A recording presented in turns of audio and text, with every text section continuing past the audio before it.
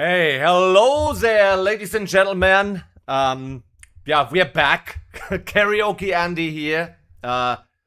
And it's been a long break, 3 weeks, I believe. Last session was it the 26th of July? Or am I completely off? Anyway, welcome back.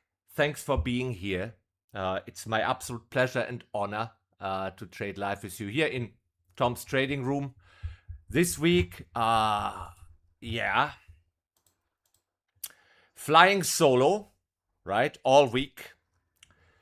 Both EU and US sessions. And on Monday next week, Tom will return. And as always, the disclaimer. This is no financial advice, only for educational purposes. Trading involves risk and past performance is not indicative of future results. Always conduct your own research before trading. This stream and its recording is for educational purposes only. This stream is governed by the stipulations set out on the website tradertom.com, tradertom.com/disclaimer. So, let's look at the DAX. We have here previous session low coming in at roughly 911. Overnight low as of a couple minutes ago, roughly 73. Yesterday's closer. When I say yesterday on a Monday, I mean, of course, last session, which was on Friday. So Friday's closing price 26,136 and previous session high 165, overnight high 170, right? So this is those are two blocks to trade the espresso. They're 19 points high. That's the offset that I'm going to use. So let's set that up. We have 1 more minute and 30 seconds. Some of you guys really seem to have missed me. I received a lot of messages during the break. So thank you very much.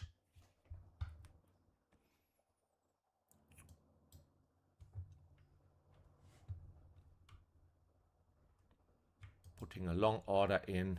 Oh, that's a lot of. Can risk a little more. Didn't want to, but why not? So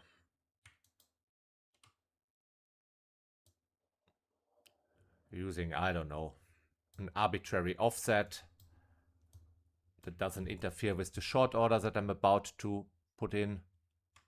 So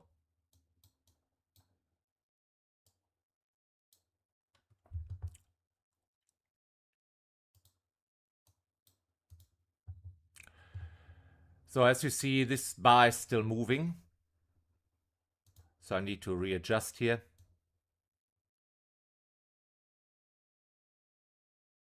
If you don't know what I'm talking about, it's probably a good idea to switch on YouTube. Then you see my screen.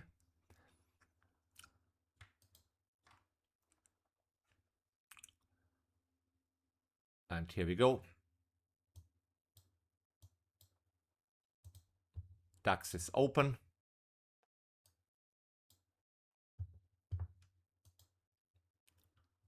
I will post entries in the Telegram channel as they occur. If you're listening in, if you use Divergent, that's audio only, but that has almost zero latency, right? YouTube has some latency, so the screen is a little bit delayed. And if you just look at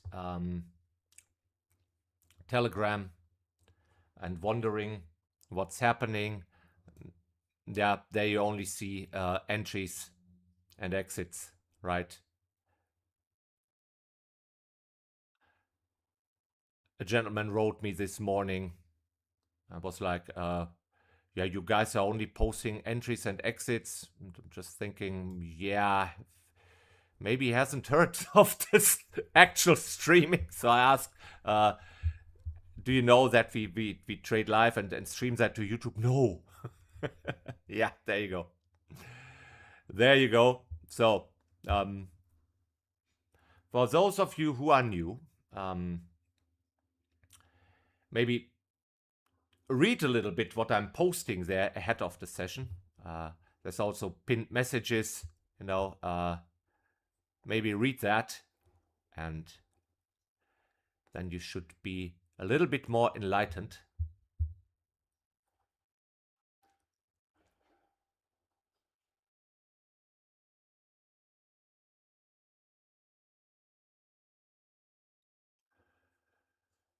So far, the bears seem to be in control, pushing below the overnight low here.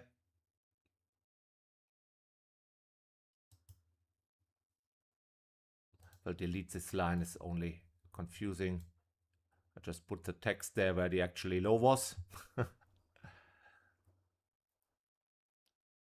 I do that if I mark something on the chart, if I put there some horizontal lines or write there something, I'm doing that for you. I don't do that myself. I have a trained eye to, when I look left, to see what's within the cash session and without. And I pretty much immediately see the... this is interesting. The highs and lows. Okay. So now we have a situation that we didn't get a fill. So now I will switch now to what I call the Karaoke Espresso. This is a breakout over the over the interval from 850 to 903. That means we will go long above here, short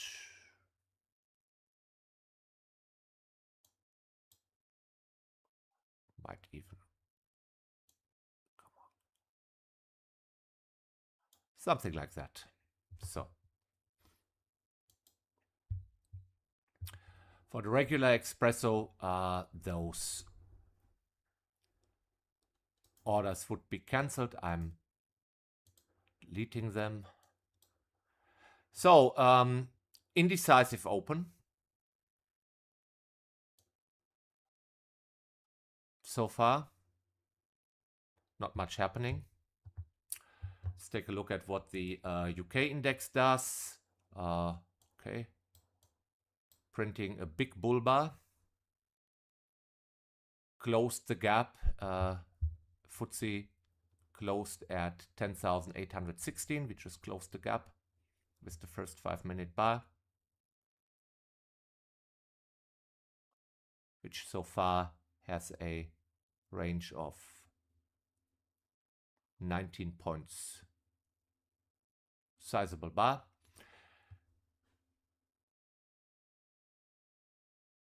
So the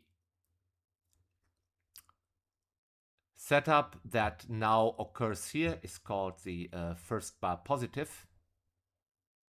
That tells us we should sell short below the first 5-minute bar. So I'm putting an order in here.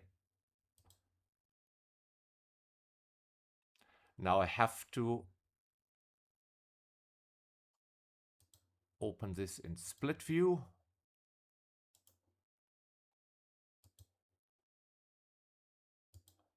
So let us see what's actually happening on both markets.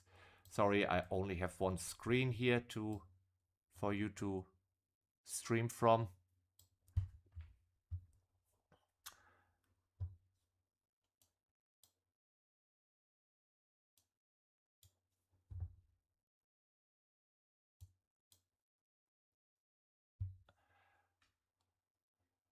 not a fan of the price action in the DAX right now.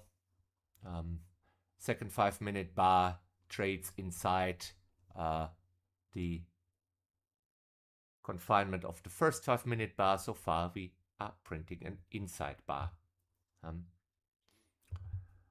The second 5-minute bar in the FTSE superseded by half a point or so the previous 5-minute bar, which was a perfect bull bar. It's only a tiny lower and upper shadow. However, we're printing now so far a perfect bear bar and have retraced about 50% of the first 5-minute bar. Now,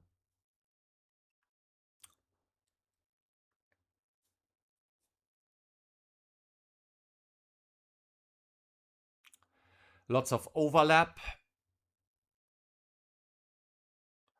with longer tails or longer shadows, however you call that.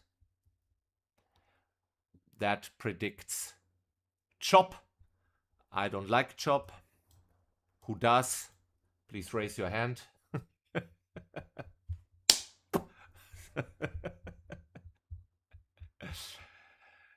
Hey. So, looks a little bit that the bulls want to stay in control. While I'm saying that, yeah, you know, it's the second 5-minute bar. It's only so much I can narrate. You can see the nonsense that's going on there. I'm not completely thrilled to take a position here. Tell you what, I will delete the orders here and here.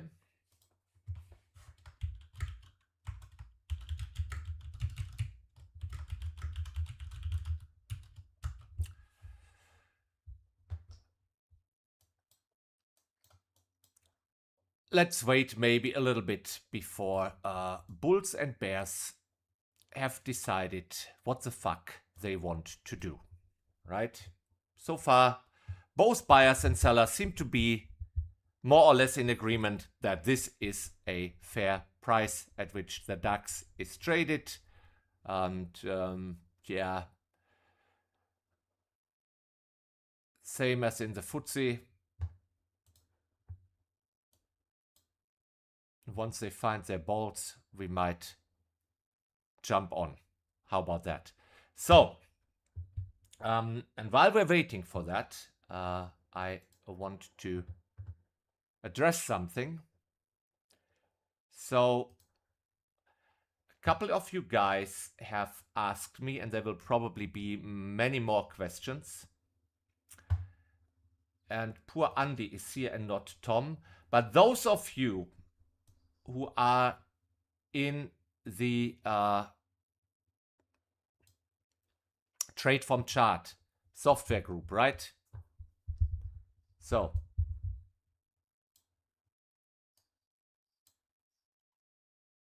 those of you who are in the Trade from Chart software group, they have seen this message from Tom.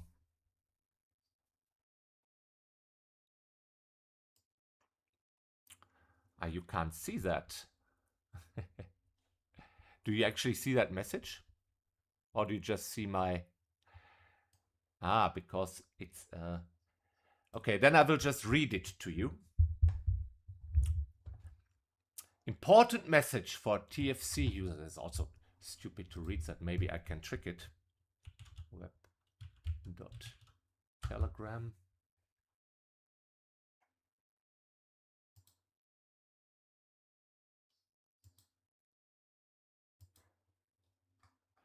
Screenshots are not allowed. There's of course a trick to do that.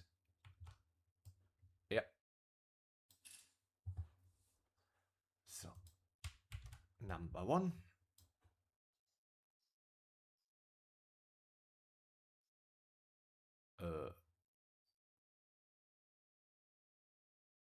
Every day.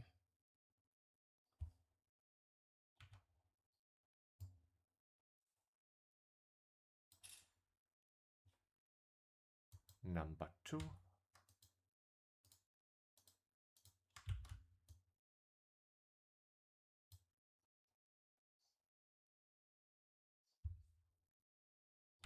And number 3. So. Right. Okay, can't possibly see that all.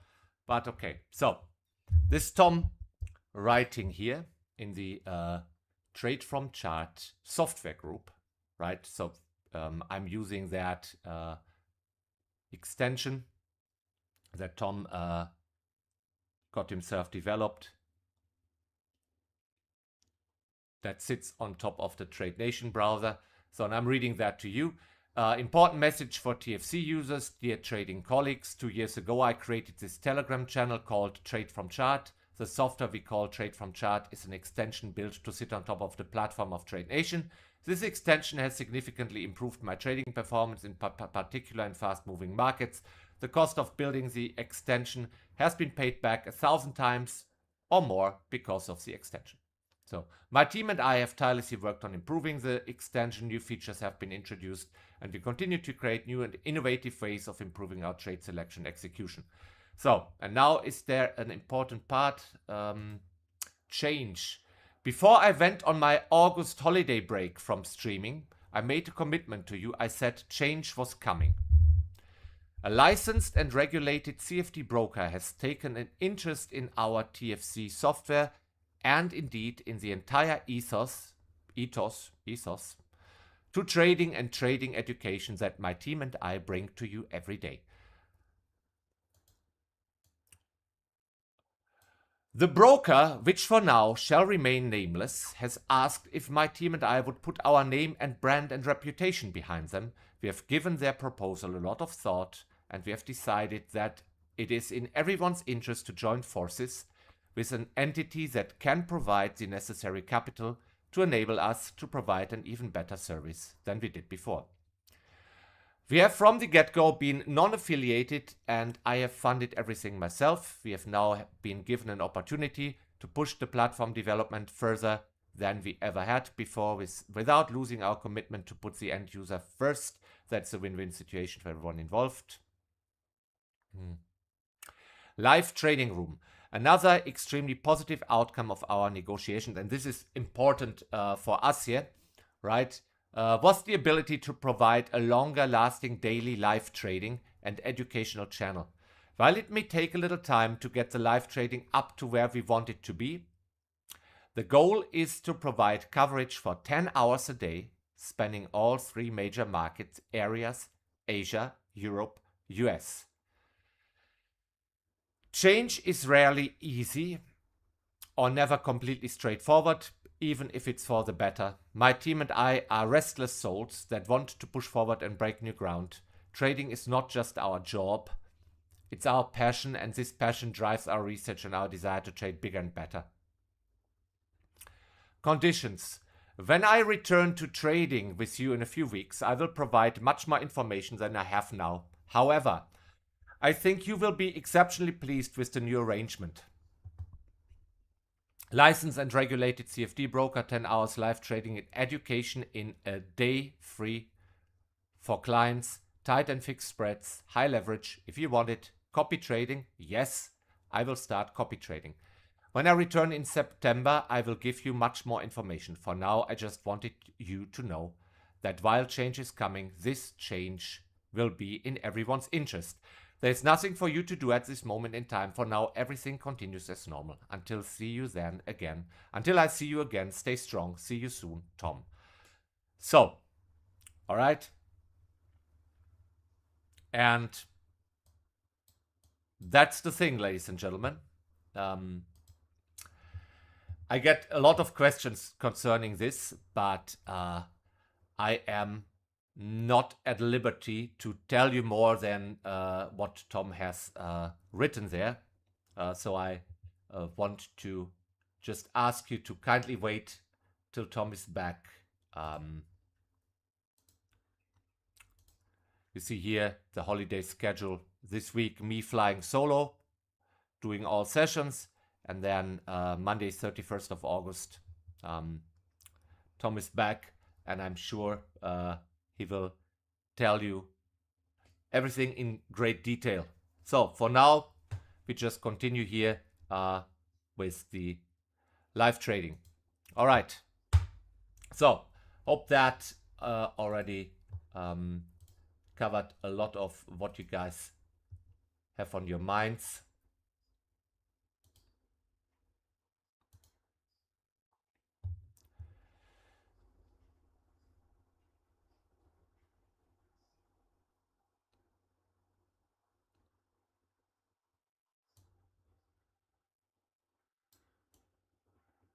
DAX basically the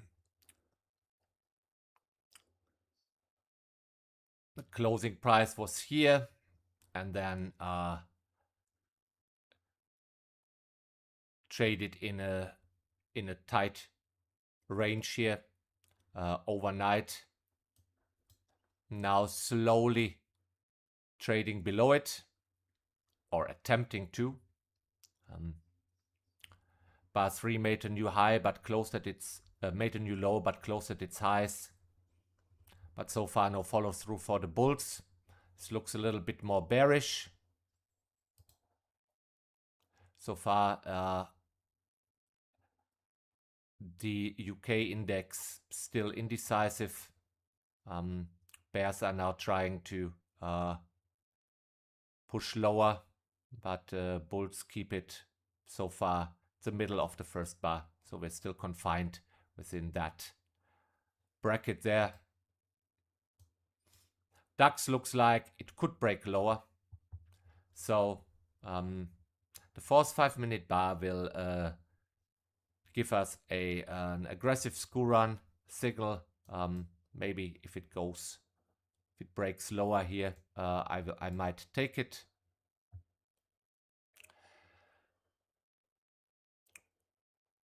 If we make a new low here, then at least we know we are in some sort of a bear channel. So far, the bars are overlapping pretty much 100%, with the exception of bar 2 and 3.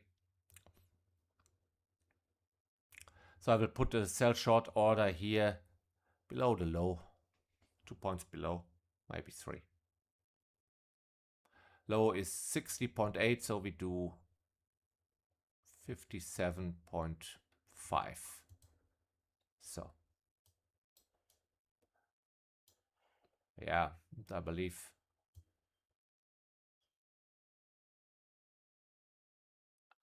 if we trade all the way back up here, that will be clearly invalidated. So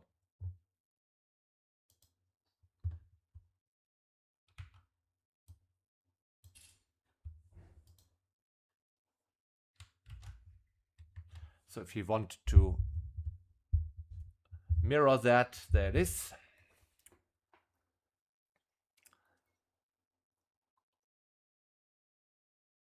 See now the ASRS signal bar is coming in. My order sits a little bit lower.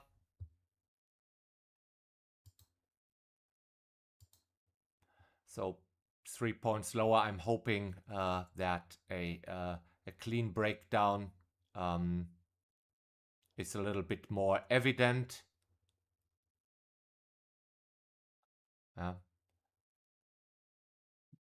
With that amount of overlap, we might establish here a trading range, and that would mean being short here is the wrong move. In the trading range, you should buy low and sell high. Simple as that. So Let's look a little bit together at the larger picture. So you see here that so far, this is the daily chart, the all-time high. Let's check on the weekly if I'm not telling any nonsense here. Nope, I don't. So all-time high coming in about 400 points, 500 points higher than we're trading right now at 26,581. Right. So, and we had a couple of consecutive red days in the DAX, with the exception of the 21st, which was last Friday, I suppose.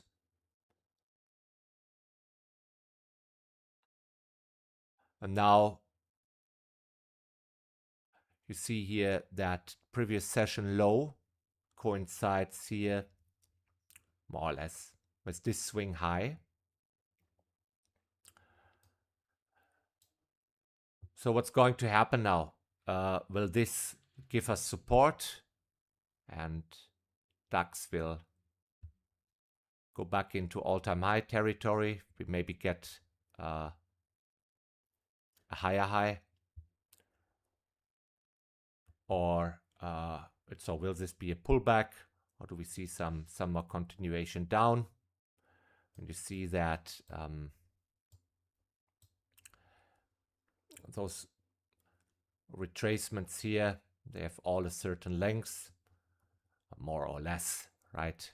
Some more shallow ones in between.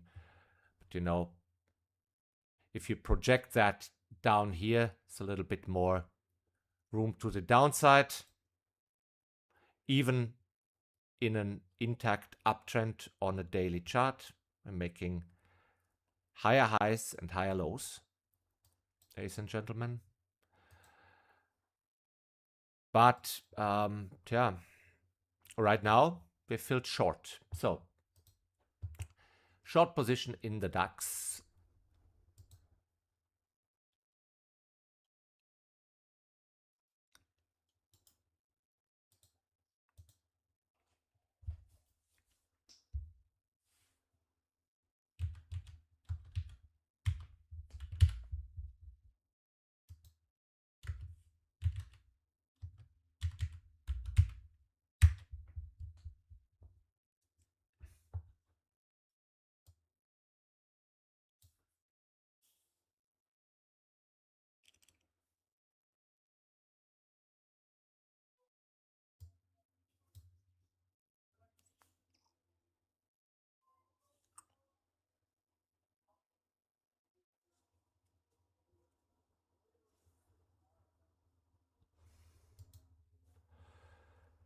FTSE is not coming down, but we're still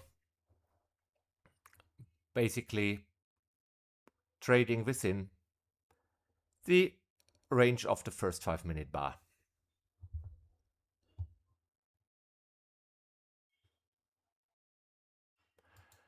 Believe I'm leaving the FTSE alone. The DAX on the 15-minute chart looks like it wants to trade lower.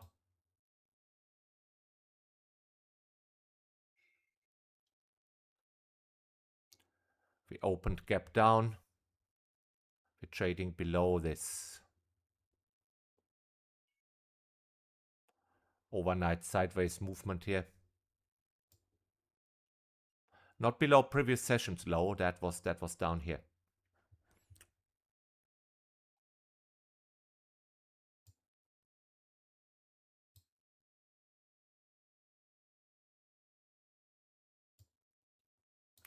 Position is more or less at entry. Now a little bit in profit.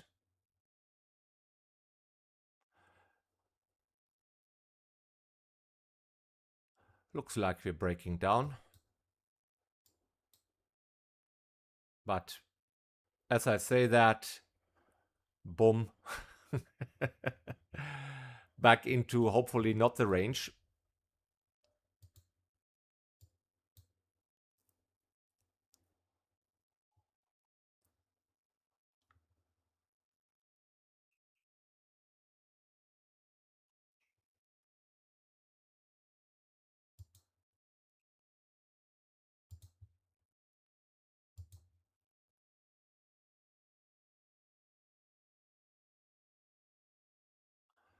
Oh, there seems to be a lot of latency.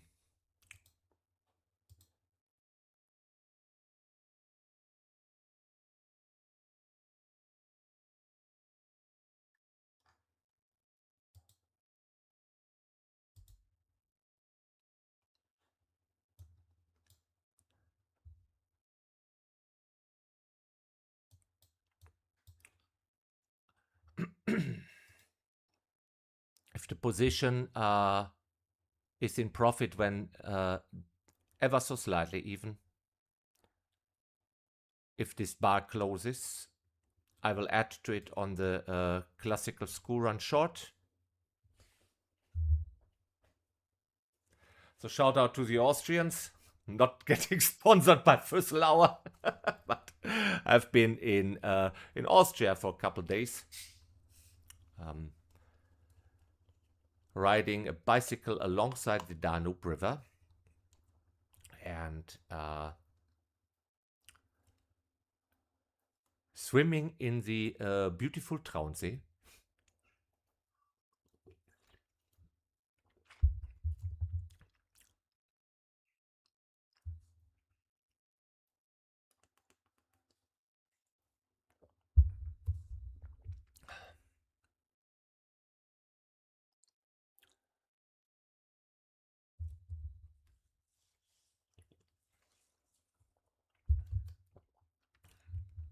Very slow price action.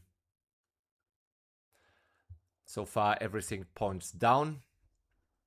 What is concerning, though, is that I don't know, when I posted that 5 minutes ago,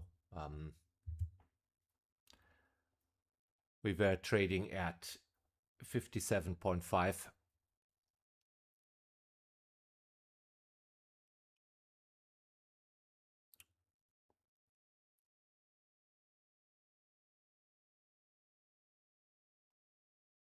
Okay. Position ever so slightly in profit. I can see.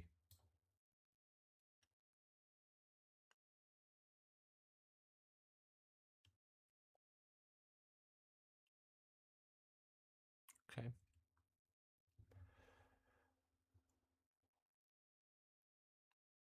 So I will add on the school run. If this accelerates, I may need to do that shooting from the hip. So stand by to add to the short position.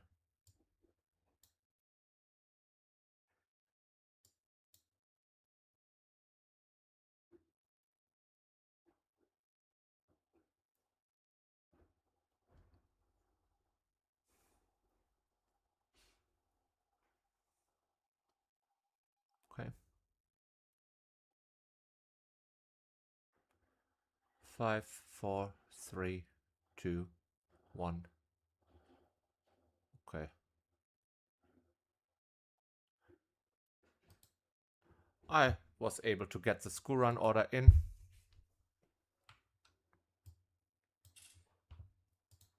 Cool.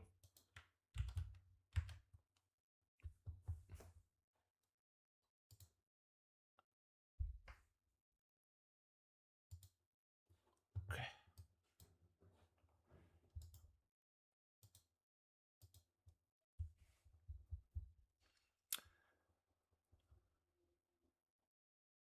Six or 40.3 stop loss.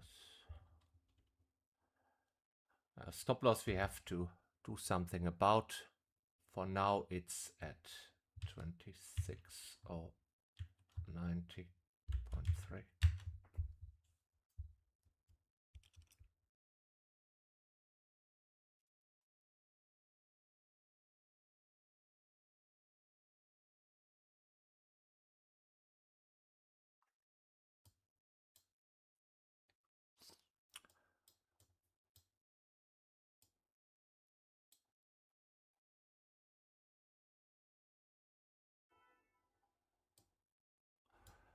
possible targets. This swing low here at 0.11. This swing low at, wait a second, why is the previous session low? Ah, that's the previous session low. Oh, made a mistake here. You know, guys, I don't mark that down. I just see that when I look left. Yeah.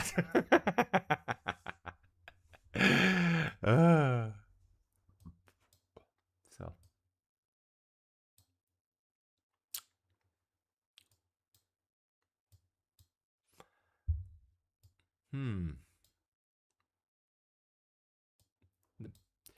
See that this sucks. UK index coming down as well. I want to probably will put back an order in to sell short the FTSE. Low coming in at 8.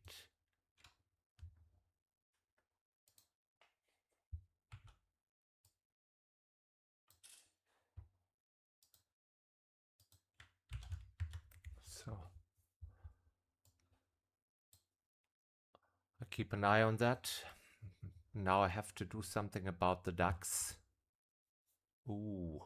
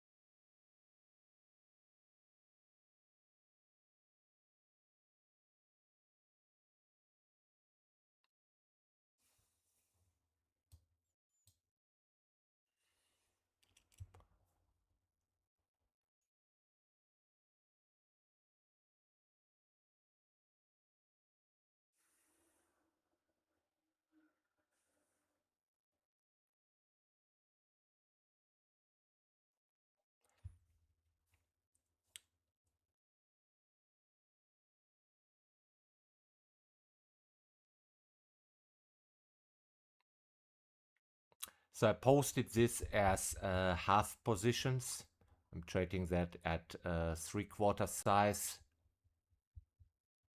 with small stops. So probably leave that in place. In case I get stopped out, that would be 92 3/4 points.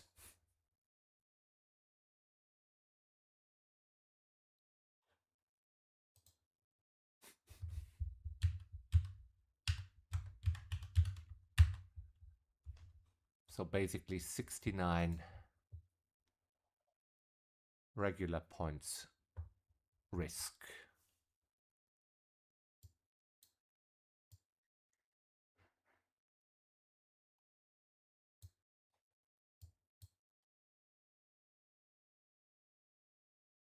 The problem that I have is that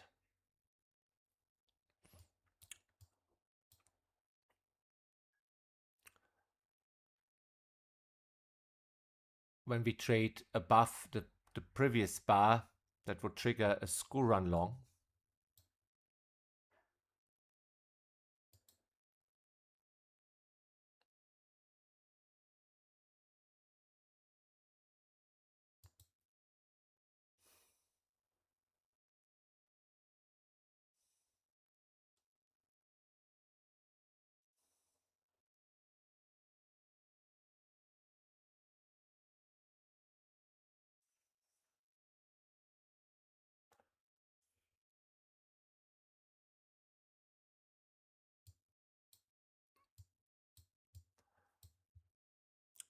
support here.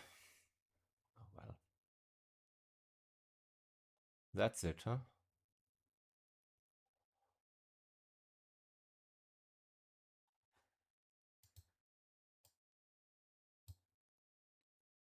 There was some spike. Bulls tried to break out here. It failed. Probably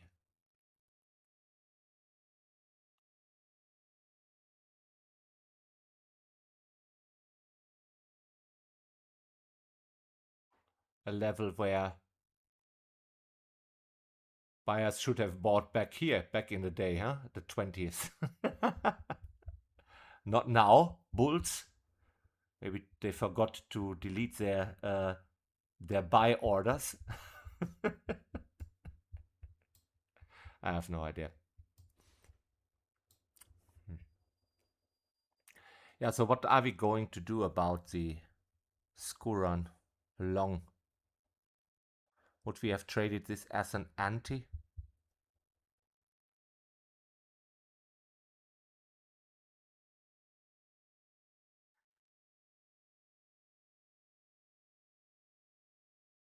Maybe it's just a very choppy market.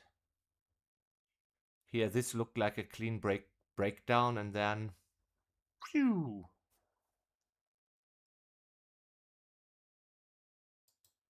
Maybe this is a shakeout.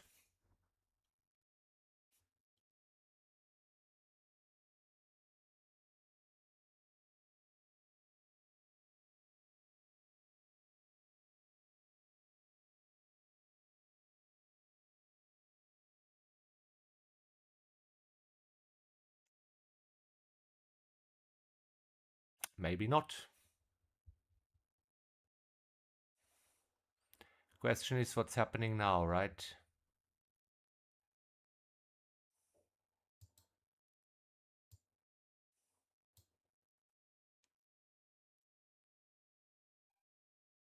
Hmm.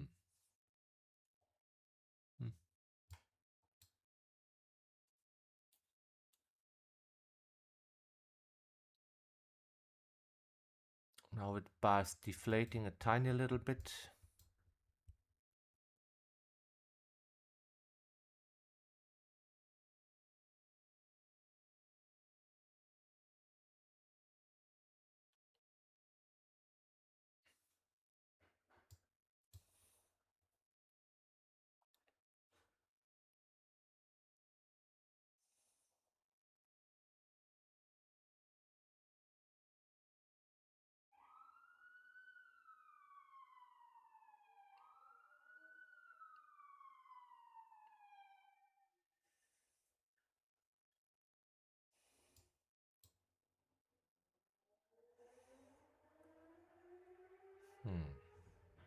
Okay.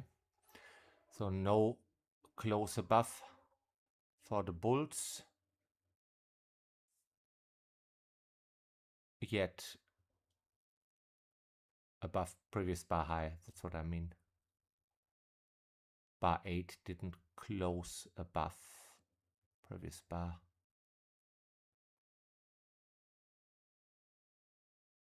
So for the 5-minute period from 8:35 to 8:40, bulls couldn't hold, couldn't establish a higher price.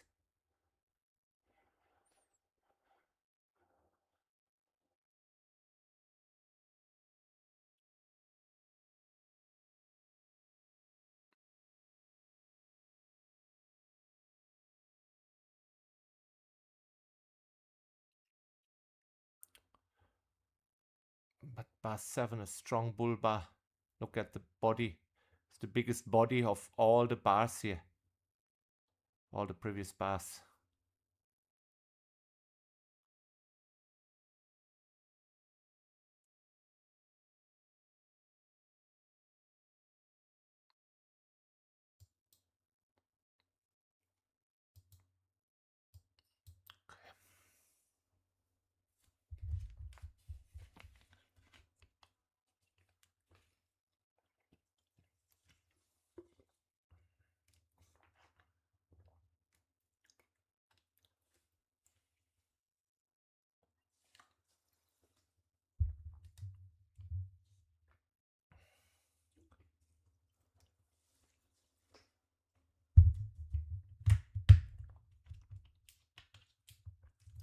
Oh, a yellow jacket. A wasp is just flying in here. Bloody hell.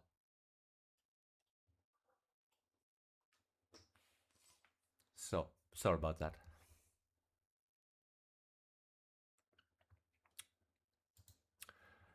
I have to do something about it. Wait a second, please.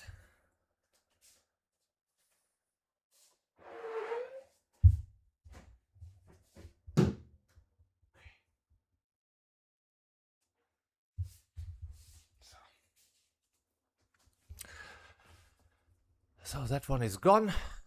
All right. So I will want to. Okay.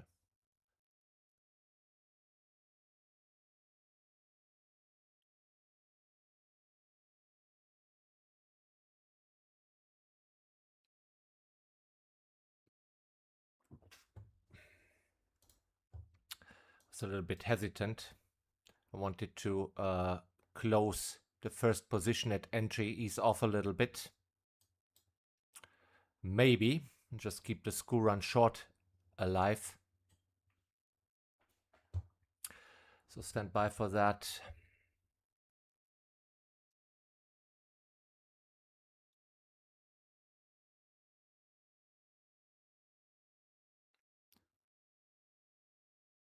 My God, this is slow.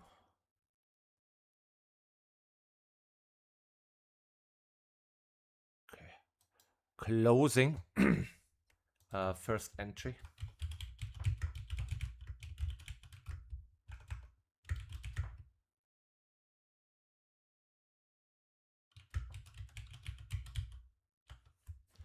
So, and I will move stop loss down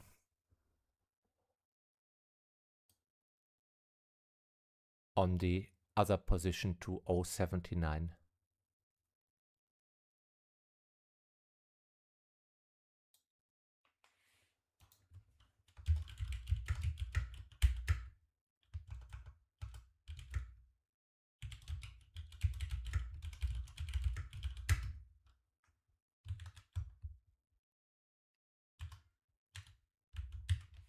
So now we have a clean school run with a stop loss above the second 15-minute bar. So in case this here was a shakeout and we see continuation down, good. However, if we reverse from here or trade back into the range or whatever, we have reduced our risk. I will probably not flip long because the third 15-minute bar honestly right now is not very convincing for the bulls. Closed. Yeah, maybe is that above the midpoint even? Let's measure.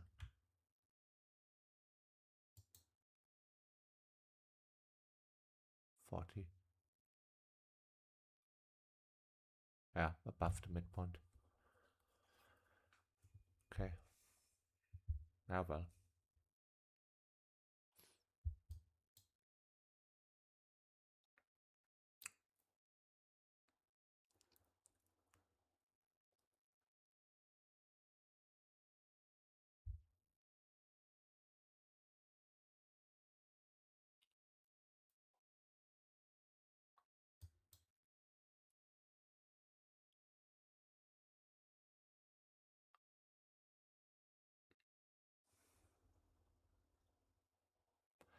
That's the thing. If you have multiple positions on, in case of add-ons, when it reverses or trades back into the range or whatever DAX is doing right now, you have to think of a way of dealing with that because now you're overexposed.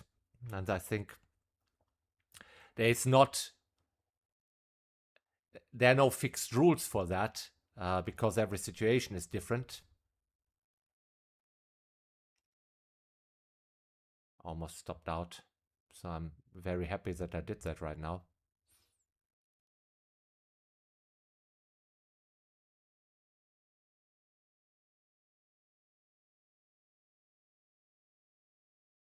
There's no fixed rule book for that.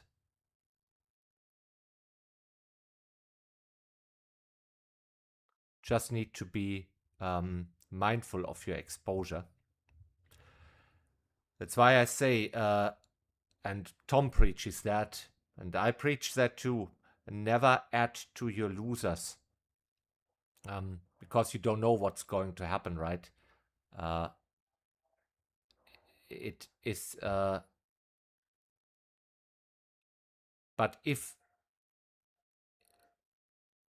the market shows you're on the right side and your first position is in profit, that's more information than any historical research or backtesting or so can give you. The actual market right now tells you that, at least so far, and I'm pointing at that second 15-minute bar, so far you're right. So that's the best form of confirmation is when a position is in profit, right? So, and then it can still reverse. The odds of that are probably lower. But if it does, yeah, then you're suddenly overexposed. I don't know how much you add. Tom usually adds 100% on top. So that's skyscraper style. I kind of do the same. It's the first day after the break, so I just took it in 3/4 of a size. I posted in the entry as 50% trades.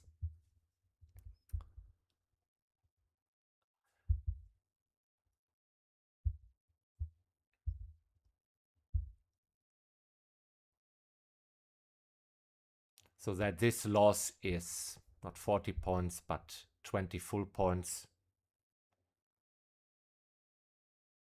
Or 30.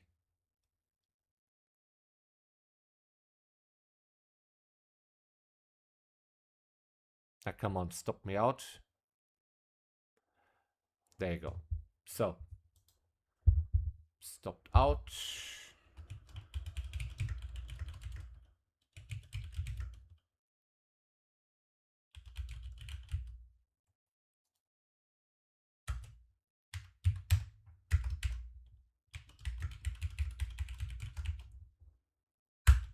So, I'm not taking the flip here. Even though bulls seem to be in control right now.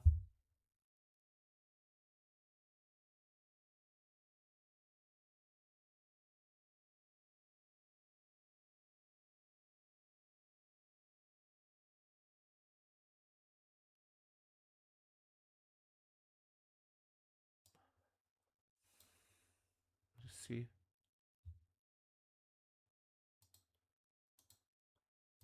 this is where DAX seem to have reacted to.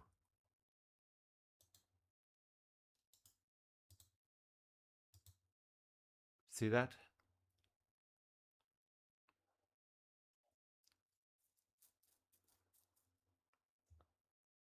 That level.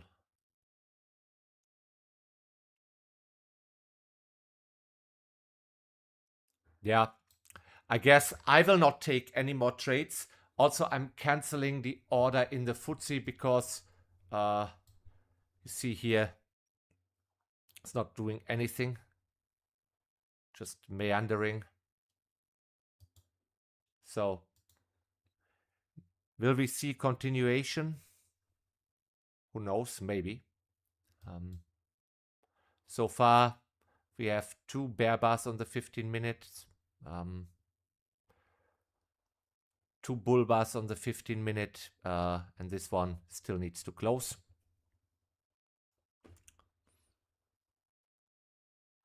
Right now we are trading barely above the starting point of the session. Barely above. So I will take your questions now.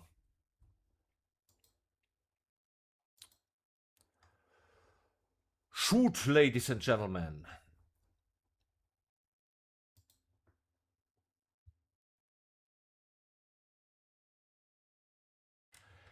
Mo. Hello, Mo. Mo says, Andy, I do find it very odd the way you constantly refer to bulls and bears as though they are just two distinct groups of people trading the futures market. It's a lot more subtle than that. We have algo scalping ticks. We have long, medium-term traders, short-term traders. They can be long now, short in 2 minutes. Talking about the bulls and bears is meaningless in my very humble opinion. Anyways, good to have you back. Mo, look, this is splitting hairs, right? First of all, I'm not trading the futures market, right? I'm trading CFDs, which is just replicating the underlying asset. And the prices that are reflected on my screen, and moreover, the times that I'm trading here represents rather the cash session.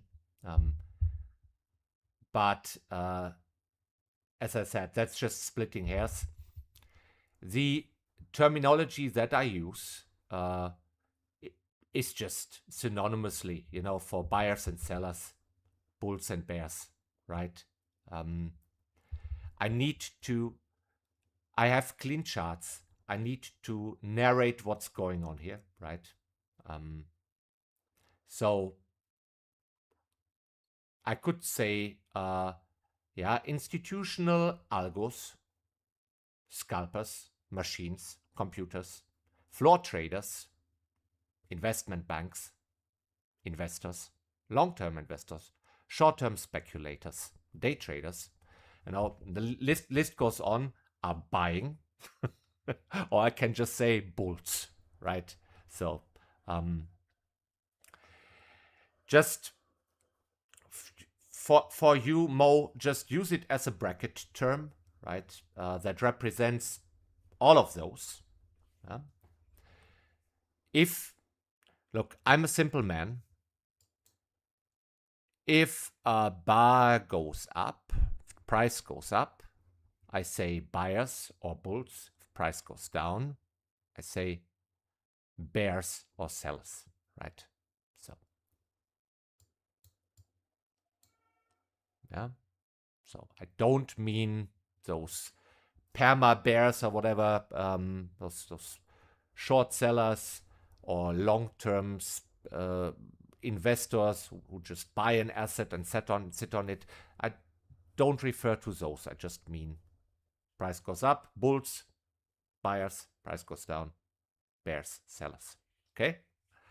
And that is also, I believe, or sometimes I say traders, right? And then you could argue, but there's also a lot of machines trading there, algos, AI, whatever is happening there. Yeah, you would be right.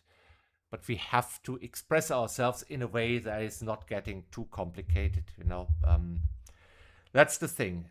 We are here, I believe, also you, to make money and not to nerd ourselves out about terminology, right? But there's a lot of textbooks who probably use the same terminology. I don't know if you have read Al Brooks. I believe also describes that sometimes like that. It is what it is. Anyway, Mo, I hope that helps. Glad that you are here with me. And thank you for putting up with my unsophisticated terminology. So, Renas says, hi, is this how you trade outside the streaming or you have your own way that you trade privately? Oh, this is... I mean, if I wouldn't stream with you, I would probably trade that exactly like that, my friend.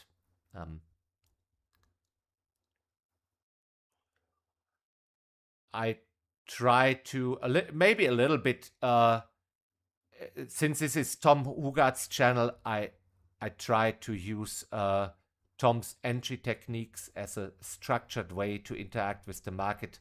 So to take the school run and first bar negative, first bar positive.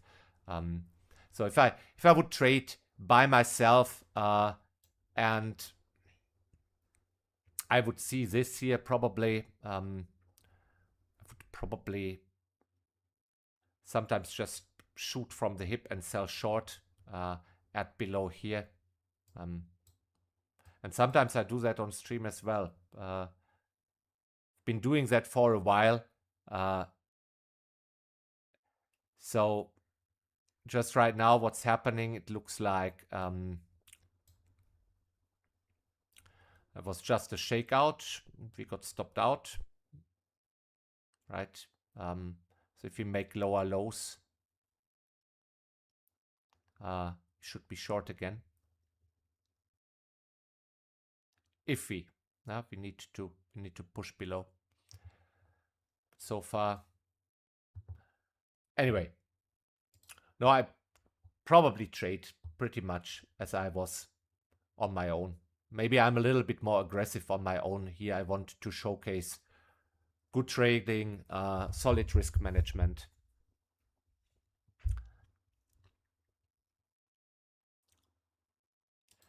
Ben S says, my man, welcome back. We missed you. Excited to keep learning from you and Tom. Greetings from the Philippines. No questions. Just glad you guys are back. Thank you for being here, my friend. I'm also glad. Feel like I'm a little tired. So deep. What a name, huh? Deep. Hi, Andy. Good to see you back. I wanted to ask, is it common for traders to take a break in July and August? I was looking at past data and the volume of contract traded in DAX do tend to go lower around this time. Wanted to know your thoughts on this. Volume lower, market slower. Yeah. Generally, you can say that, right? You can say that. Now I'm thinking we should be short the DAX again. FTSE is also coming down.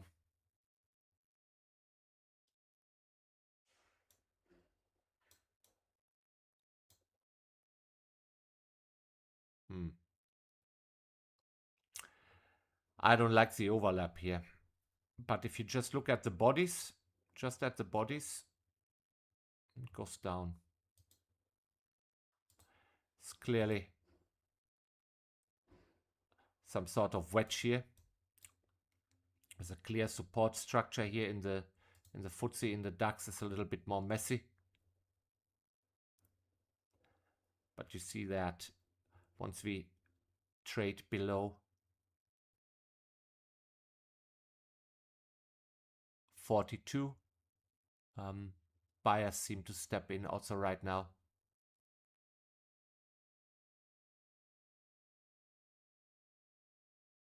This might break down later in the session. I will just take questions now. It's not. So I will switch that off. Not to be swayed. Russ, the market is behaving a little weird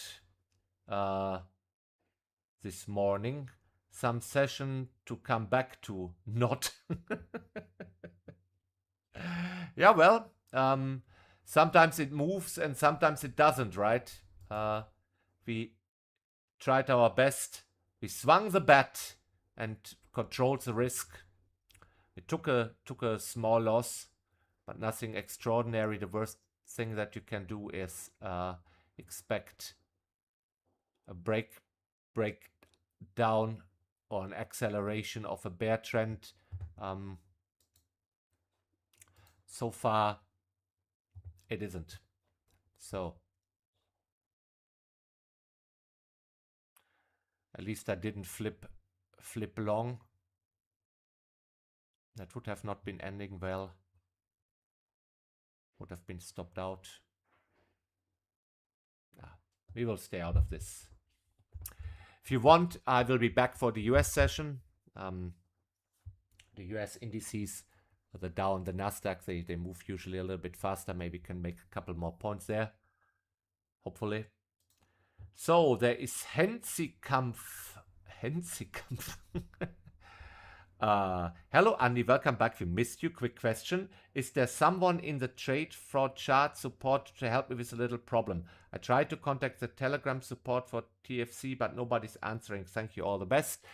Yeah, the Telegram support. It's just one man, right? That's Mr. H, or Herrick is his name. It's just one guy. So, you guys, you see this donation button, but I know not many of you press it. In fact, most of you don't. So I think it's fair to read the manual here. Read the manual. I mean this donation here, right? Probably nobody of you did that. Read the manual, and if there's something that still doesn't work for you, yeah, just write again. It's just one guy, and he does a phenomenal job. Yeah? But it's not a customer service, but the developer. So, I mean, what do you guys expect? You get fantastic free software, and you expect a huge company behind that with a support team dedicated. No, it's just one guy, and it's donation based. So, if there's anything we can maybe clarify here, can maybe describe your issue. Hensikampf, I will take a look. So, Phil, how do you get your TradeNation interface like that? Mine looks completely different. Oh, Phil, good question. I was just talking about this year. Yeah? So, this is maybe the time where I have to... a second. I haven't done that in a while.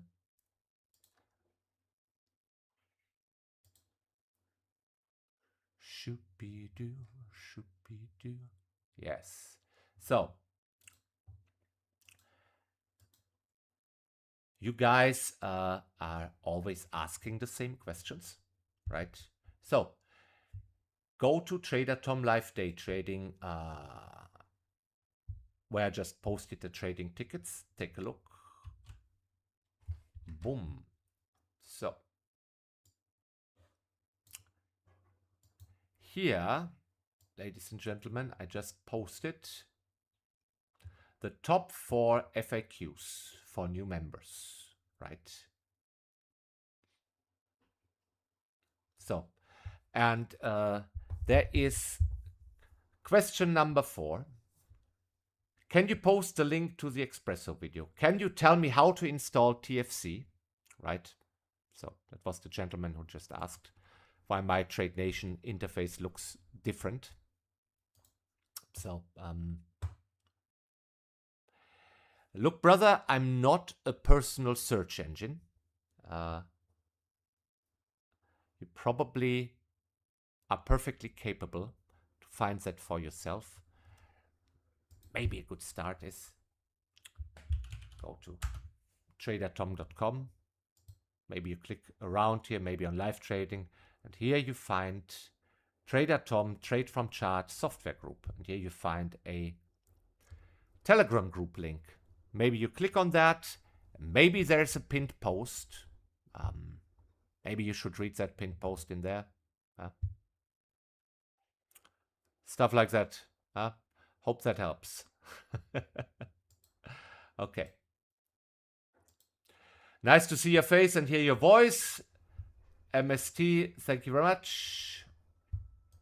Andrew from the UK. Good morning, Andy. Hope you had a great summer break. Great to be back. Yeah, well, I already did my summer holidays. It's just Tom who wants to do research and break and all of that. But yeah, spent a couple of days in Austria. Had a blast. But I'm also happy to be back with you guys now. Ed says just, oof, good you guys are back.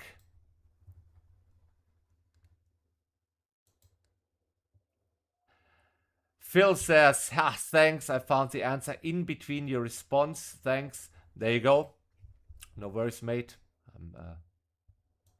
Richard, welcome back online. I hope you had a good break with the family. Yes, I sure had. Sue just sends a big heart. Oh yes, Sue, there's a big heart for you as well.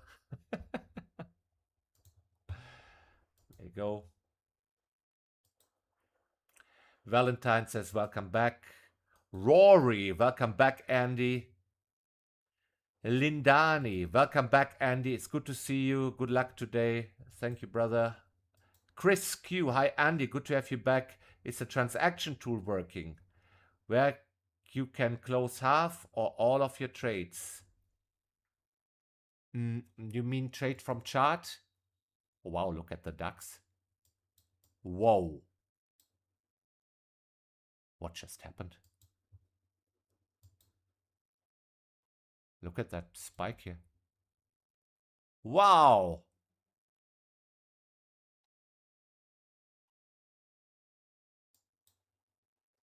Okay. You can say DAX just, for all intents and purposes, had closed the gap. It's now trading back down. UK also did something like that. There must have been some news or so. Wow. Something like that is more common for the US session. In the DAX, to see something like that is quite extraordinary, don't you think? Well, anyway. Some of you know what just happened here at 10:07. Would appreciate if you share that. Last G. Hi, Andy. Welcome back. When you first presented Espresso, it was 17 point, and I have noticed that sometimes you seem to diverge from that. Some days it's 16, today it was 19. Can you explain what causes of the change and how many point it needs to move beyond the bar for the open before you enter? Well, Lars, that's the thing. You expect that, and a lot of you guys ask about that, about the Espresso. And I want to be very open about that. I didn't do much research on that. And the reason why that is I don't have reliable tick data. And what I mean by reliable tick data is that especially we are trading the open, the immediate open, right? And if you look at the charts, and 1 minute is not enough, right? So the first 1 minute bar can already stop you out or fill you or whatever. The contains maybe already the entry and exit or the entry and stop out of an espresso. The first 1 minute bar, right? So yeah, and if you look at charts from different CFD brokers, especially when you compare that with the futures, there are some slight differences in this. Yeah, you don't need to follow up. I'm explaining that for everybody, right, Lars? Don't be. I'm getting to that. Don't be impatient. Easy. So if you look at the charts from different CFD brokers, you see sometimes that they differ a little bit, especially in the length of those spikes. And since we are with the Espresso trying to capture the volatility at the open, immediately at the open, I would in fact need tick data from the broker that I'm trading with, which is Trade Nation, to do reliable research. And I don't have that. So what I did is, of course, I looked back in time, and I did that on the time frames that are available for me. And I played around with different offsets. And then, yeah, I chose one that looked all right visually on a lot of charts and forward tested it. So now, here's the thing, that when you look at already at the weekly chart, I started to trade with you the espresso already in April. So, and in April, DAX was trading at 20,000, right? Between 18 and 21,000. And now we're trading at 26,000. So that means you probably need a larger stop loss for your trading, and probably you need a couple points more offset for your espresso. And I'm constantly trying to optimize that. But, you know, there is no fixed rule or fixed formula, right, that I can give you. I mean, you can probably put into relation, you know, we all know how to divide, right? Put into relation where DAX is trading, where it's historically been trading, and the historical offset, right? And the offset that we would need now. Yeah, Lars, hope that makes sense. And sorry for explaining it a little broader, but I get a lot of questions on the espresso. What you guys also, let me repeat that. I'm not here to give you a mechanical system that you could just say, ChatGPT, please program me an expert advisor that runs on MT4 or MT5. Here are the rules. And then you press play and then make money while you're sleeping, right? Let me tell you something, ladies and gentlemen. A mechanical system like that does not exist. If you think you're getting away with fixed stop loss and fixed take profit, and that works all the time without you constantly changing that and constantly doing rotations of other mechanical strategies and whatever, you know, you're gravely mistaken. Yeah. So and that's really the core of most questions that I get about Tom's entry techniques. They're just that. They're entry techniques. If you backtest them, you have to define exits which are not defined, right? If that makes sense. So the moment where you do that, where you defined a take profit level in terms of points, distance, ATR, or whatever you do there, you're altering that strategy, right? And you might be satisfied with the answer, but you can't then say generally the school run works or doesn't work or whatever. Tom, of course, does a lot of research, and he looks, for example, personally, if that gets him into a trend day, right? But the way Tom makes money is by adding to winners and exiting discretionary.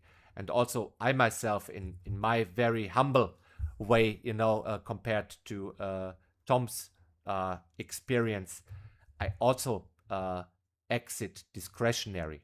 So, and to me, that's really at the heart of what you should try to learn and to become.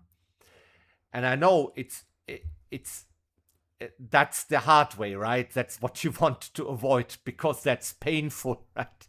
Taking losses and accepting that you actually don't know what's going to happen, and you will never know.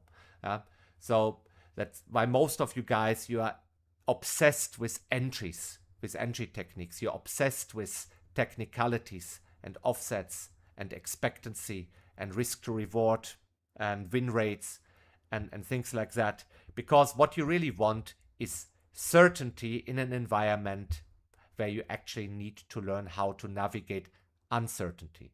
Yeah? So that's really at the heart of it. The holy grail in trading is discretionary trading.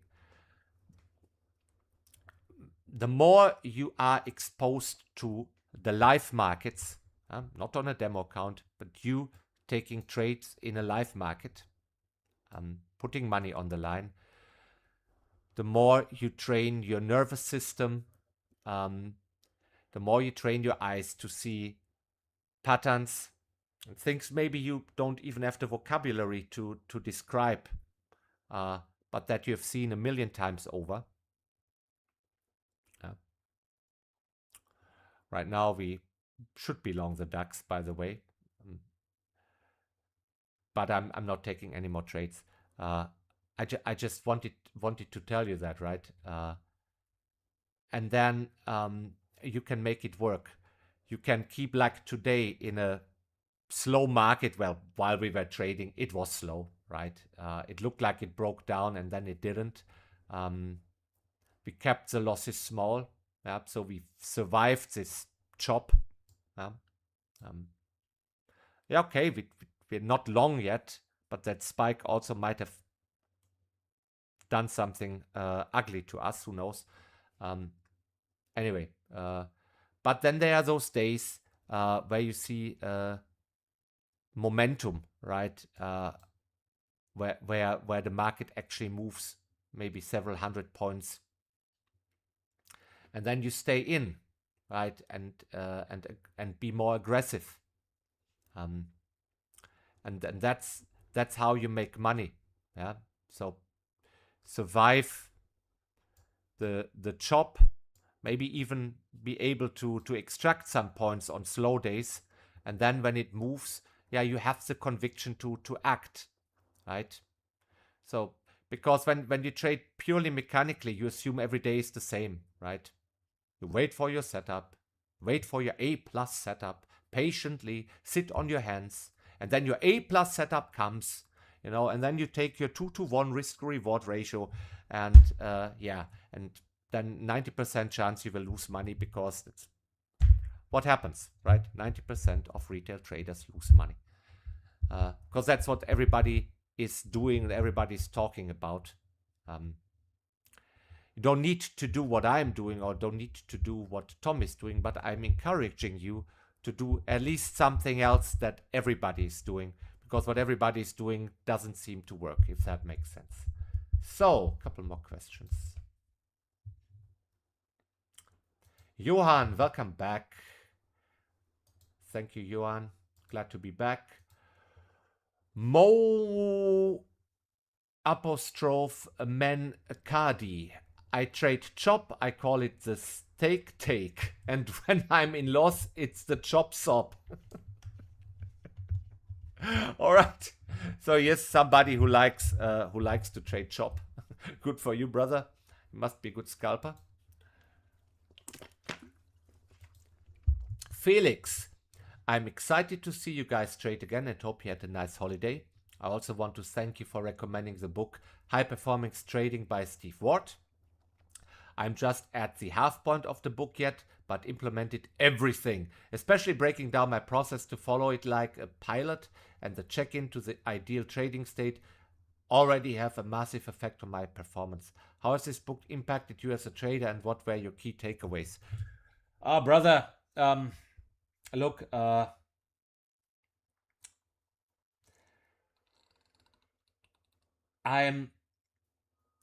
did all of that, checklists and checking in, and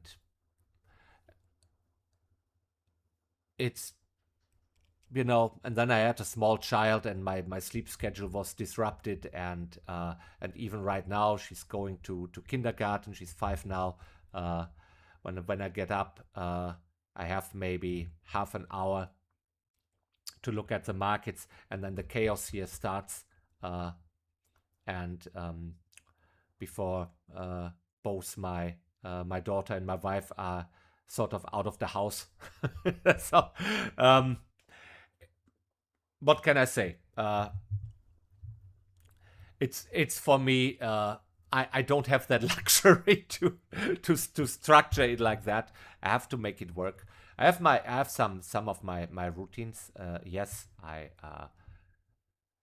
as you see, I try to look at the market structure before the trading starts. I look at a selection of old trades, also some of my book of horror, right, to get me into the right mindset to prime me. But yeah, if I'm streaming with you, most of the time I'm fighting technicalities. Today OBS wanted to update, and then it didn't work anymore. And then yeah, like 5 minutes before you want to take a trade in the espresso, Telegram streaming doesn't work, so you have to type there something, Anyway, but it's a book that helped me. That's why I recommend it. I'm happy that it helps you, that you could take something away from it. It's called High Performance Trading by Steve Ward, trading psychologist who also works with elite athletes. All right, so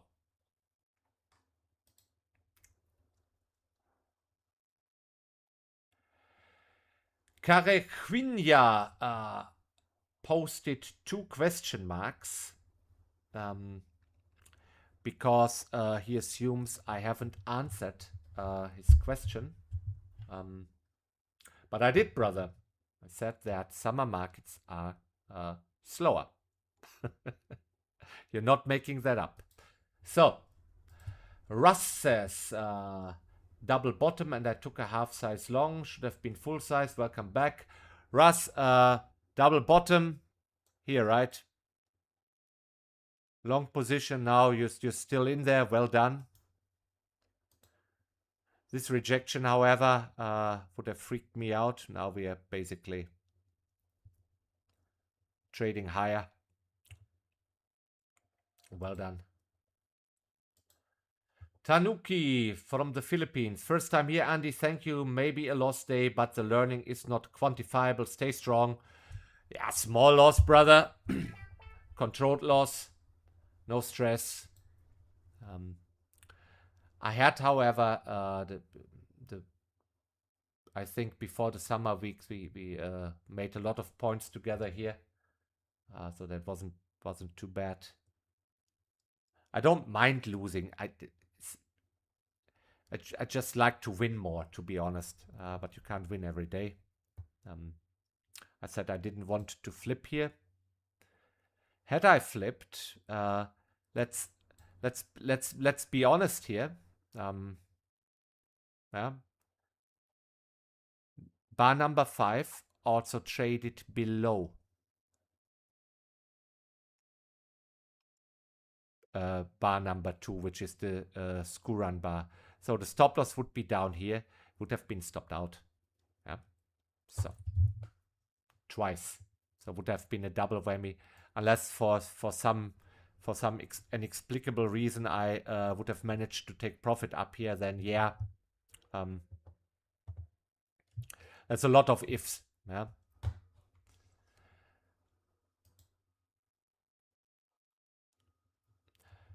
Andrea, good friends. Bro, no espresso this morning, but I see you more relaxed. Very good. I miss your life. Yeah, there was no fill in the espresso, right? It was just very choppy. And thought we probably can save ourselves the pain. Eventually trade it lower. So, but hey. Don Quinshot, welcome back, Andy. Thanks for your update on Tom. We have been to Berlin, driving up there from Saint Malo in France. Very done, very well done.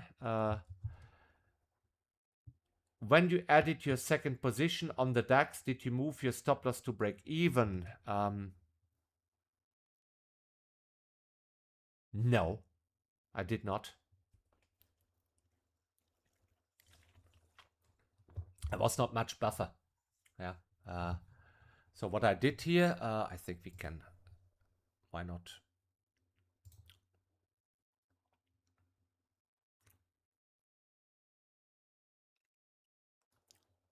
We see a little bit more on the 5-minute chart.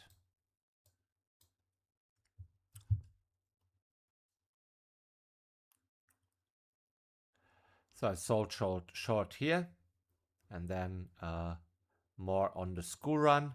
I think I had 50-point stop loss on the school run, some 40-point on this entry. And then I lost half a point on that first entry. I tried to close it for a scratch, right? And I had the chance, and I managed to reduce my exposure because it clearly didn't break down, right? So, and I just left the screw run on with the stop loss adjusted above the screw run signal bar here, and that's where we got stopped out. So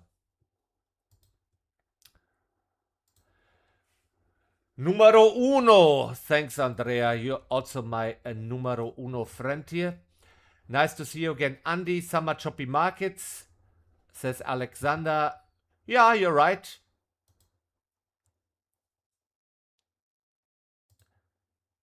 Mr.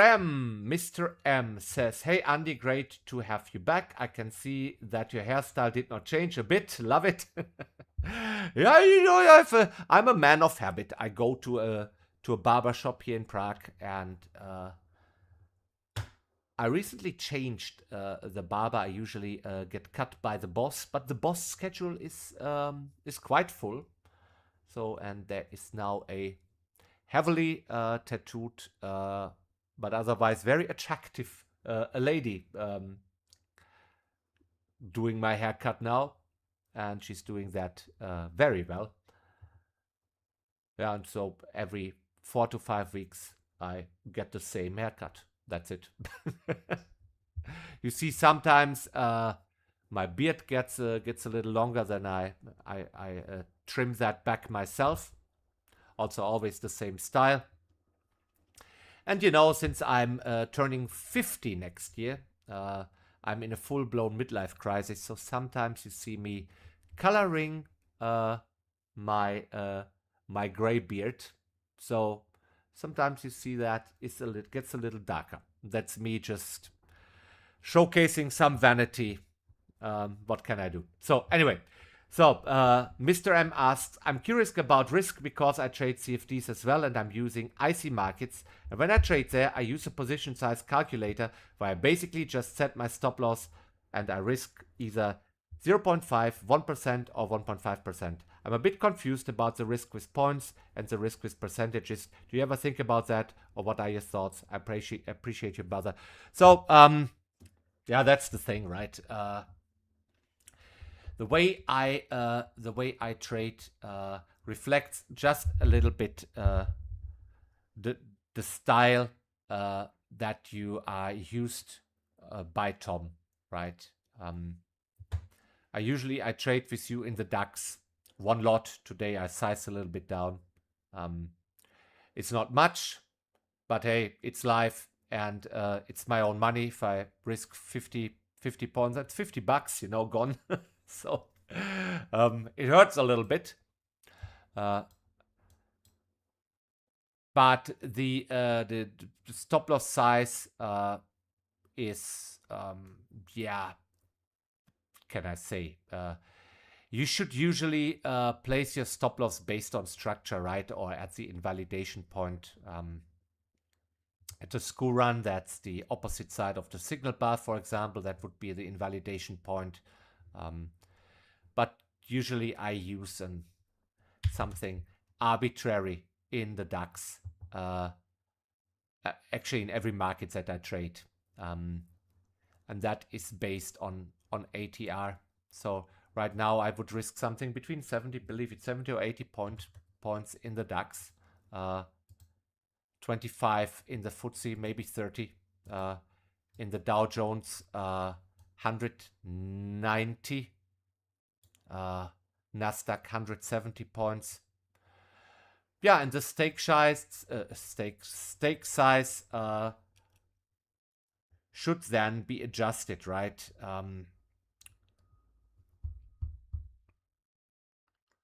Well, I kind of do that, but the money that I have for trading is a little bit more than I've deposited here. I just deposit here enough in my account to open positions. The margin account, right? You need money in here to open positions. So this doesn't reflect my account size.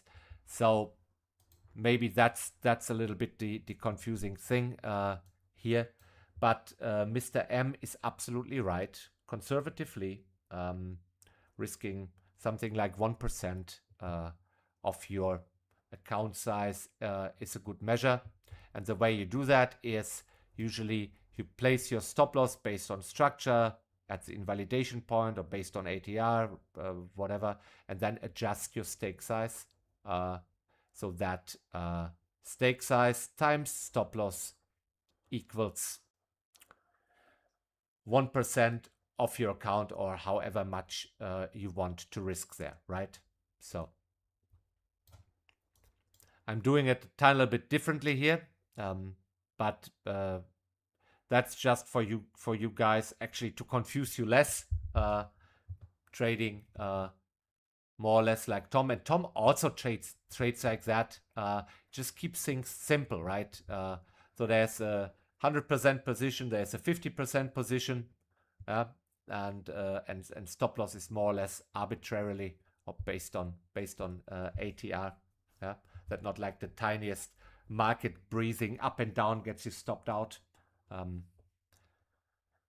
So that's it. I don't like to do micro adjustments to my position size.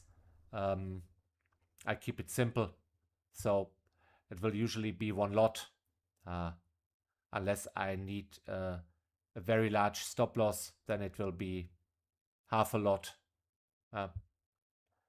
stuff like that. So, and the Tom trades basically the same. Okay, so here is something in Arabic. A gentleman from Egypt. Hi, Karaoke. This is the video link where you explained espresso for all the lazy bastards. Yeah. But I will not post it for the lazy bastards. Because then they would have another excuse to be lazy. And actually, that spike is bought up again.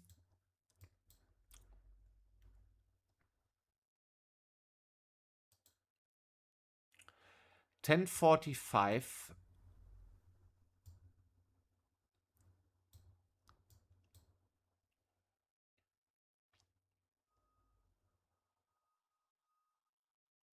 Whoever bought down here. Wow. All right. So, Mr. M, you're welcome. Davy boy. Hi Andy, I'm quite embarrassed to ask you this as it's chart related that I hope you can answer as I don't want to add to Mr. H's inbox. No worries, I will try.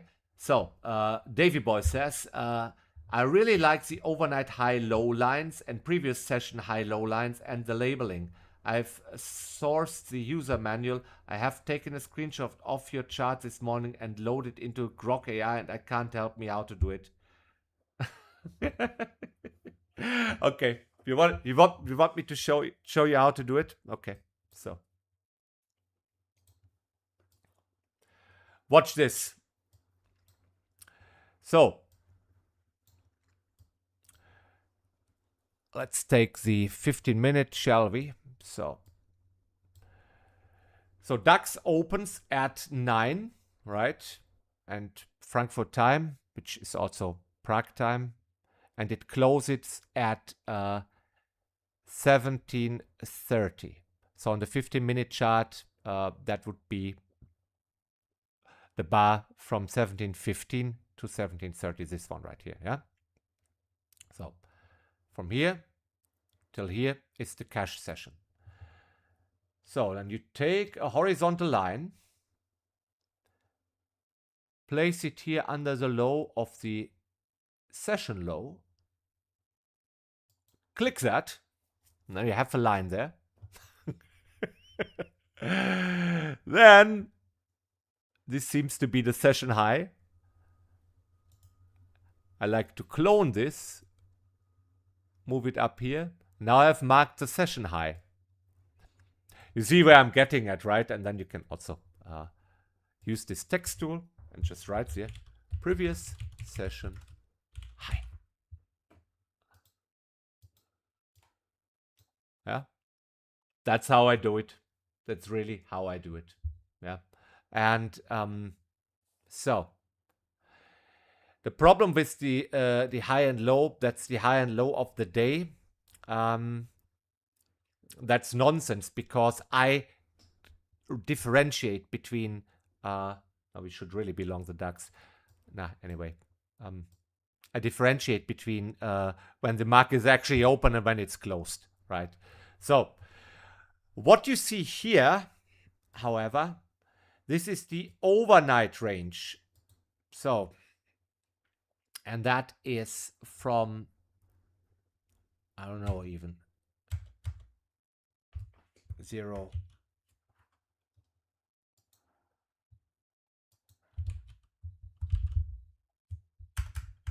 I don't even know how to type that in.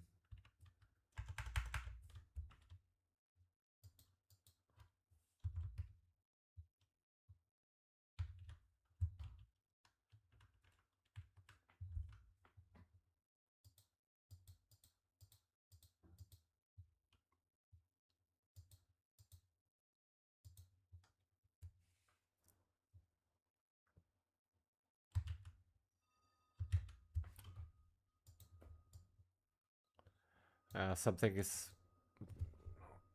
maybe.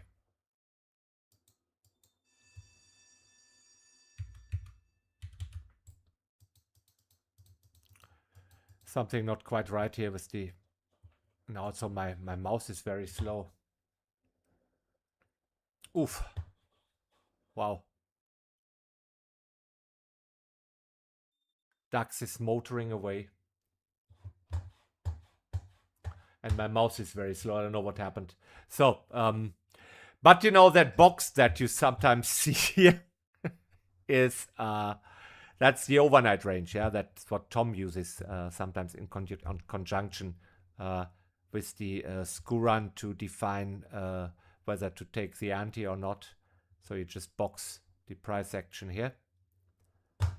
Wow, this is very slow. My mouse just somehow slowed down. I don't know what happened. Is there anything to do with this? That's a little better.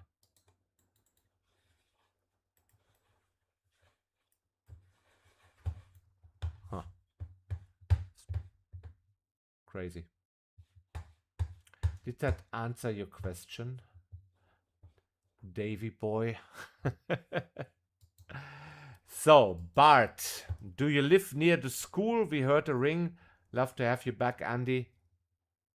That was probably a tram in Prague. But no, I don't live particularly near a school. Though there are many schools around. But I'm not living right next to it that you would hear the school bell. That was probably a tram. So,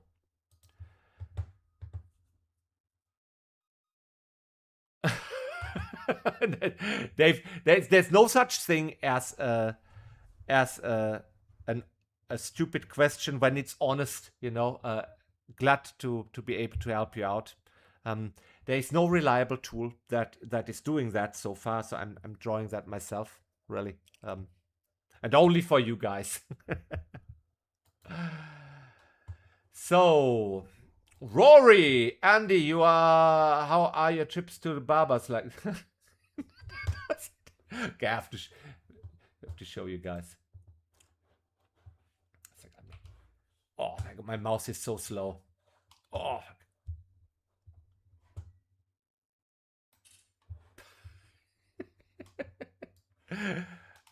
Oh, my mouse is so slow. I don't know what happened. But this is how Rory imagines my my trips to the barber. Hilarious, brother. Hilarious. Very lovely looking lady who is doing my haircuts, I can tell you. So, Andy says, hi, Andy. If you get asked what your strategy is, how would you describe it? Besides screw run, etc., looks like you are purely discretional. How did you develop this type of trader and have the confidence in it? Good luck in the markets. Yeah, by doing it constantly, right? I think trading mechanically for a while helps you because it's a structured way to interact with the market. And at one point, you will probably realize it's like when you drive a lot with your car, right? Somebody is about to cut you off, and you know that already because you've seen it a million times. Maybe that guy doesn't even realize that he's cutting you off. Maybe you realize that before that guy realizes that, but you do. So and you react to it. So discretion comes into place when you have a lot of reference points, patterns that you recognize in the back of your head, and you go like, oh, wait a minute, I've seen this many times before. Yeah. We should be long the DAX. So if you want to, I believe the brunch break will issue a long signal above the seventh bar. I will not take it. Also if you do take it, be careful. Here's the overnight high and previous session high up here. There is resistance, so we might double top or triple top here, depending whether you take the overnight into account. But then, yeah, the way is free to 196, maybe even up to 300 if you're really ambitious. So, yeah. Anyway, so that's how you develop it, and you need at one point to just maybe press the trigger on your conviction. Yeah, that you're like, okay, this is not. I mean, if you want to, you see a lot of setups, right? For example, right now, if I wanted to be long, you can buy on close, right? It's a strong bull bar that closed above the previous price action, right? So if you want to be long, you just buy on close, right? So you have a reason to be long. Would you buy on close every bull bar that you see? No. But in the context of just what happened here, we didn't manage to make a new low. There was this spike and then we're now still trading higher. So if you want to be long, there's a lot of reasons now. You can maybe do it for fun.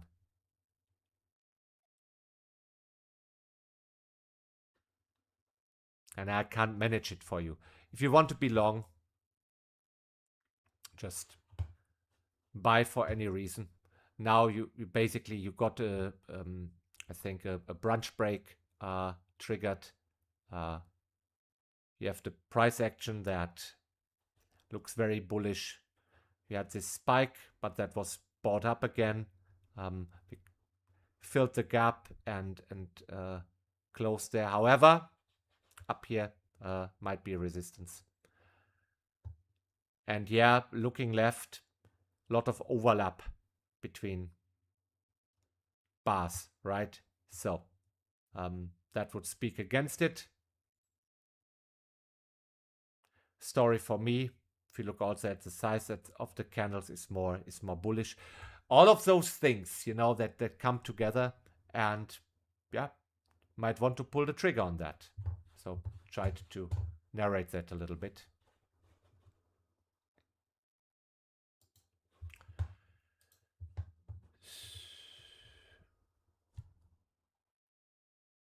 News was regarding Iran. Okay. Pakistan Army Chief Munir depart for Iran. Kesha, honestly, I don't believe that the DAX gives a flying fuck about a Pakistan Army Chief departing for Iran. So, sorry, no. So, Camille, hi Andy, welcome back. Good exercise that I was doing. Flip a coin, heads go long, tails go short, and learn to manage and earn on random entries. Yep, there you go. But, you know, discretion does not mean to take random entries, right? It means allowing for you to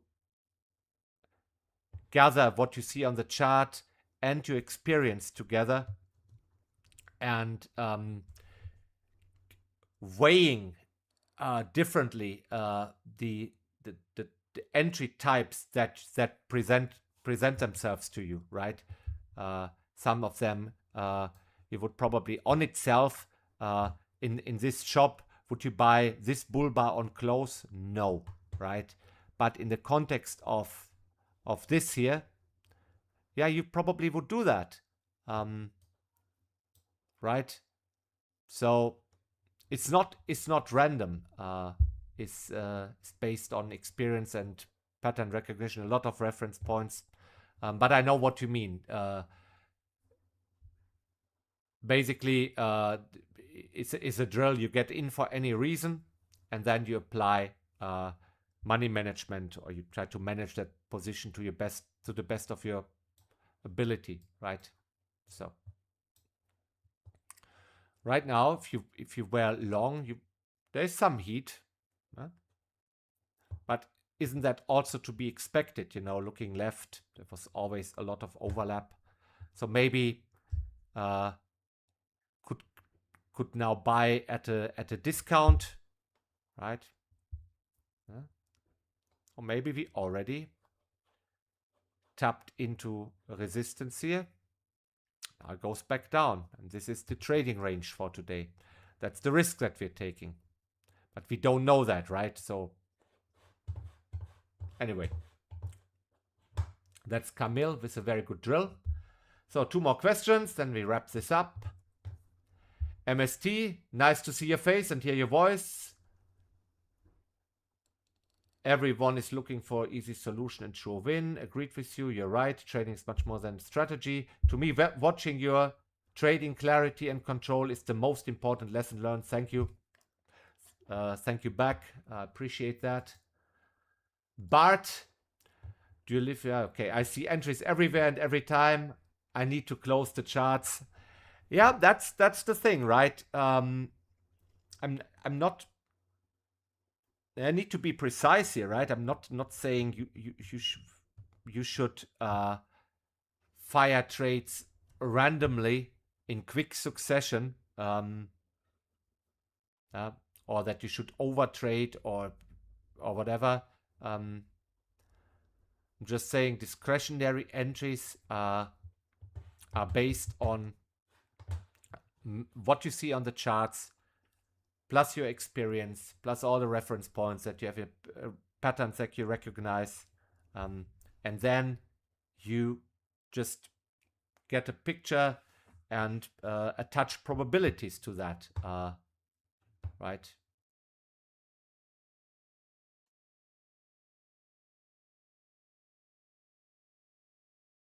That's it. All right. So come on, last question.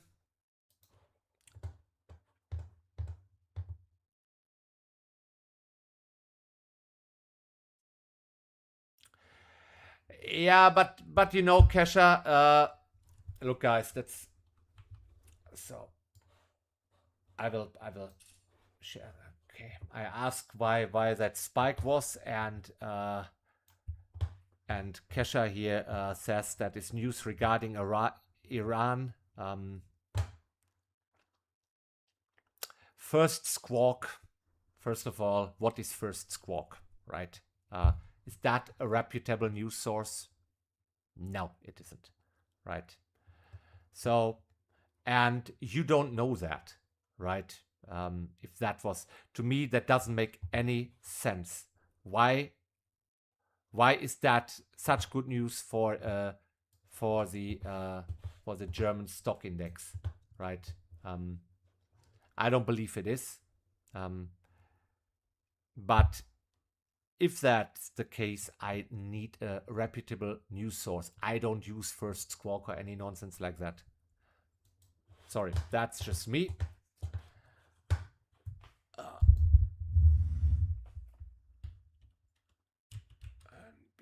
NBC. Let's see what happened.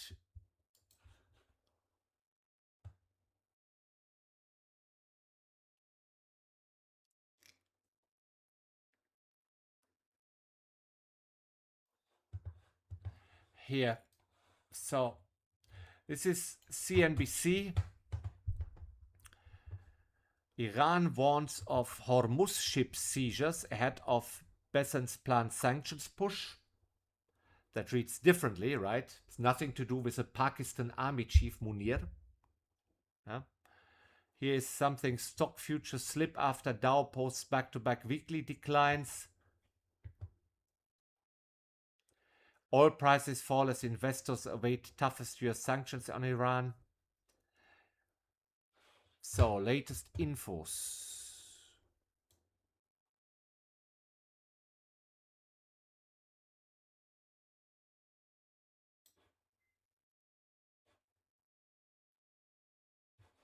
There's something about treasuries 41 minutes ago.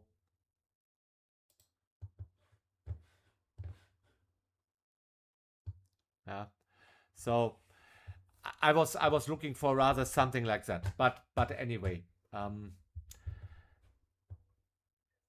you also need to look. I'm not a news trader, right? I usually disregard the news entirely. I was just interested what might have caused that spike. But guys, if you look at news, try to find a reputable news source and also use a little bit of common sense, right, when interpreting that. So, Pakistan Army Chief Munir depart for Iran. Tweeted on something that's called First Squawk. Why would that concern the German economy? Why would that concern BASF, BMW, Münchner Rückversicherung, Volkswagen? Any of those? Why would they care about that, right? What would that do?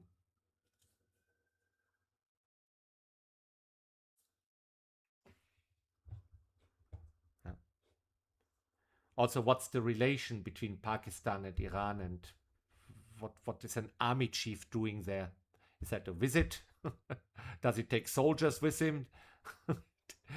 I don't know. That's just apply some common sense. Yeah, Kesha? So, okay, very last question. From a gentleman from Egypt.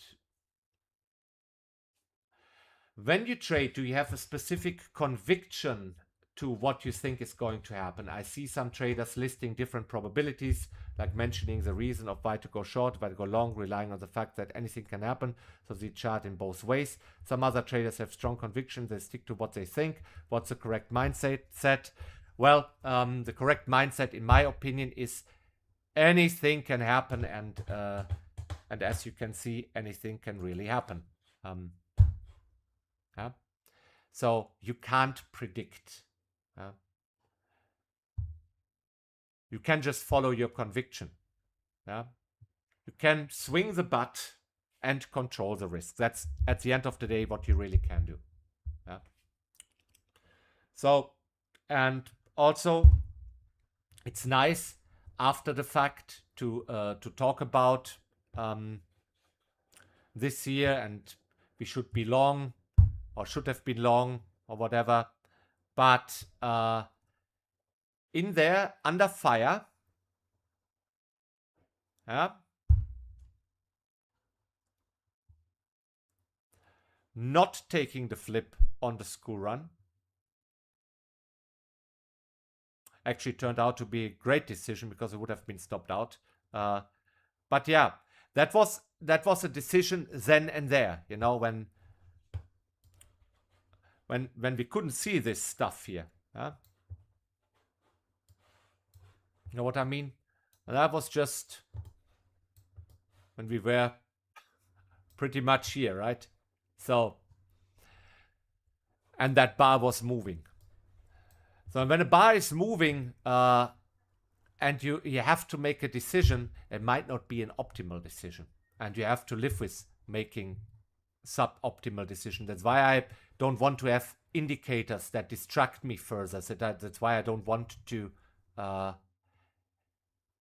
overanalyze, because then I couldn't pull the trigger anymore. I'm a trader, not an analyst. My job is to basically react, not to predict. And then when I'm in, to manage that to the best of my ability. And then that's really it. So if we then add to our winners, we have a good chance of actually making money in this business. That's how I see it, my friend. So anyway, that's it for me for the EU session. It was a pleasure being here with you again after the summer break. If you want, I will be back for the US session. See you guys soon. Karaoke Andi out.